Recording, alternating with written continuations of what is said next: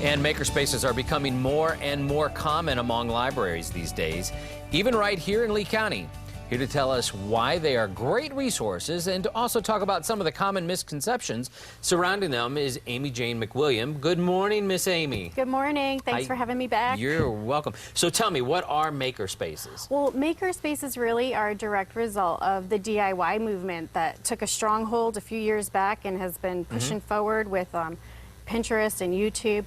So the library kind of saw our patrons really interested in these things and felt as a learning institution, as a library, we have a role to play in this DIY movement. So what are makerspaces? Right. Makerspaces, essentially, they're community spaces where folks can come and share ideas and collaborate, tinker, and most importantly, have access to resources and tools that may not be available to them. A lot of this is hands-on. It is, all of it. Yeah, all of it is hands-on. So tell me about some of the types of makerspaces and the programs that are offered at the library. Sure. Well, there are a few misconceptions about makerspaces, and one of the misconceptions is that all makerspaces are high-tech. And that's not the case. Sure, we do have some that are, for example, our little bits, our electronic blocks that children and adults can build with. But we also have low-tech makerspaces like weaving, looming, bead making, card making. So there are several types of programs that we offer at the library. The first are guided programs with library staff where we'll sit down and we'll actually help you work through a project. And then we also have where we bring in outside organizations to come and we use their supplies and their resources.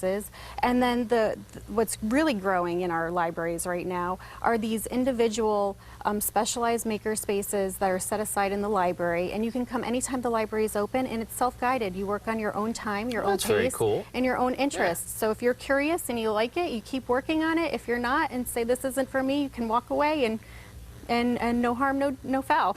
So off camera we were talking about some predefined makerspaces and programs, and then there are others to where you draw from the community and some of our folks that decided to move down here that are retirees. Yes, we are so lucky because we have this retiree base with all this knowledge that they still want to share with the community. So we use our volunteers. They either help prep for programs or they actually are teaching some of the programs, and they're helping our patrons with these makerspaces. Now, where can folks at home sign up for one of these makers? There are 3 ways to sign up. You can always go to our library website. It's leelibrary.net and click on programs. You'll see the programs for all 12 of our branches listed there. You can also call 479-INFO and ask about our makerspace programs. And also come on in. We'd love to see our patrons, and that's where we get a lot of ideas for our makerspaces. So come on in. We can get you registered for programs and talk about some exciting things coming up. These are awesome ideas, and I love that the library is getting involved and getting people into the library, not just to read books, but to do other things. Yes, we are the Mecca for the curious. I love that. Yeah. Amy, thank you for being here this morning. This has been an awesome learning experience for me, so thank you. Thank you. You're welcome. Hey, for more information about these makerspaces, go to our website. That's fox4morningblend.com. There are some other great events going on at the library. Listen to this. On your mark, get set, read. Go and sign up for the Lee County Library System Summer Reading Program.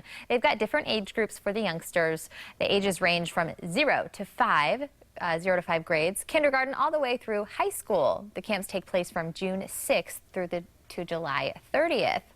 For something happening this weekend, go down and check out Star Wars: The Phantom Menace. It is playing the teen movie playing at the Dunbar branch. It starts at 11:30 on Saturday.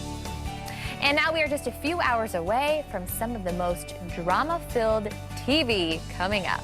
Up next, we preview the last episode of Empire this season. Stay with us.